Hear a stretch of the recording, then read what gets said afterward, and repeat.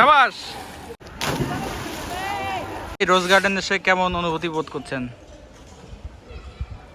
কি বলবো, আসলে অত্যন্ত আনন্দ লাগছে যে এই আনন্দঘন মুহূর্তে যে দেখেন মেঘলা রোদ, মেঘলা রোদ, এই যে দেখেন ঐতিহাসিক রোজ গার্ডেন, এটি ঢাকা জাদুঘর হিসেবে পরিচিত, বাংলাদেশ জাতীয় জাদুঘরের একটি শাখা, সংস্কৃতি বিষয়ক মন্ত্রণালয়ের আন্ডারে। পাশে আমরা দেখছি একটি বড় পুকুর, সেই পুকুরের পানিটা খুবই চকচকে স্বচ্ছ এবং অনেক বাচ্চা শিশুরা সেখানে মনের উৎফুল্লে সাঁতার কাটছে।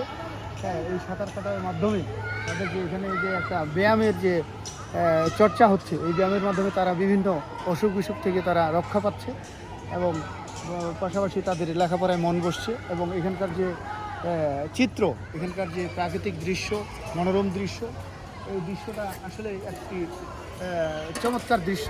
হ্যাঁ, যেখানে আপনারা শুনছেন যে রোজ গার্ডেন একটি বিখ্যাত ঐতিহাসিক জায়গা।